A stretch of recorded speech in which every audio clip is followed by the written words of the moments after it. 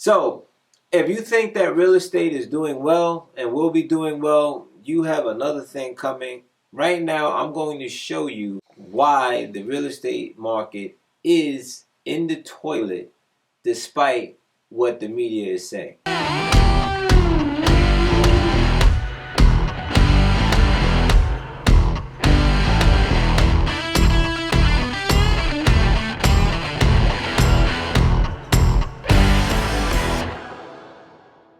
So, let's talk about the Federal Reserve and the actions that they're taking to keep the real estate market afloat. In March, the Federal Reserve bought $300 billion of mortgage-backed bonds, and they've been buying $100 billion a month. And at this rate, by the end of the year, they would have a balance sheet of roughly $1.4 trillion in mortgage-backed bonds. So, why is that significant? So if you understand the process of a mortgage and you understand how banks work, banks don't typically hold the mortgage that they write for 30 years. What happens is that when they write a mortgage, or they originate, we call that origination, when they originate a mortgage, they then look to sell that mortgage, most of them, they pull that and they sell it to Wall Street.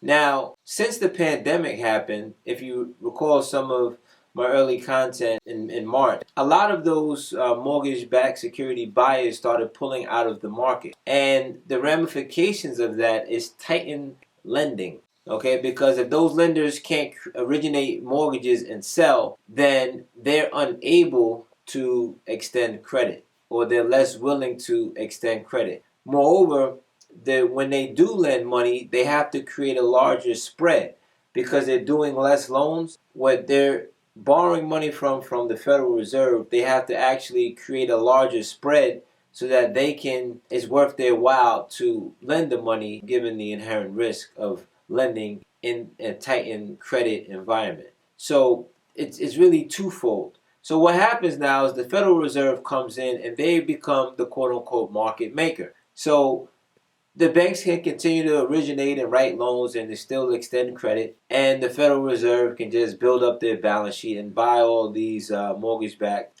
bonds, which kind of keeps the dog and pony show going on. Now, if you pull the Federal Reserve out of the market as far as the mortgage buying, we would have already been in the toilet. All numbers, all signs clearly point to it. So the reality is now you have government policy that's allowing renters to not pay their rent, and you have these quote-unquote landlords that are going to basically have to deal with potentially losing their property. And then you have the Federal Reserve that's propping up the mortgage market by buying all these bonds. So if we pull the Federal Reserve out, obviously we already know there's no buyer in the market. 1/3 of the mortgages would not have a home.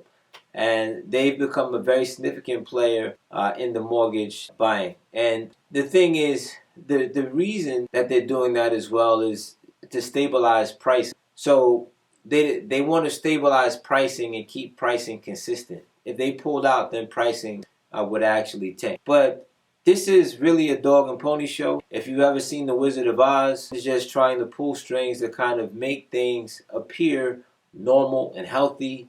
It is definitely an illusion.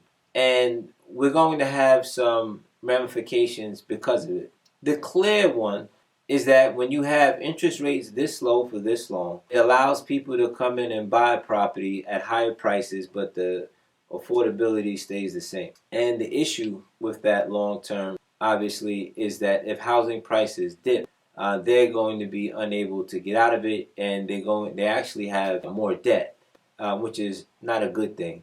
It's actually better to have a higher interest rate and less debt than vice versa. But that's another tale. So it is creating a bubble, which is essentially what it's doing, and it's going to continue to do as long as the Fed stays in the market and as long as interest rates stay low. What I'm going to talk about in the next video is really how this inflationary pressure versus this deflationary pressure sort of works together, and really what it means for the real estate market.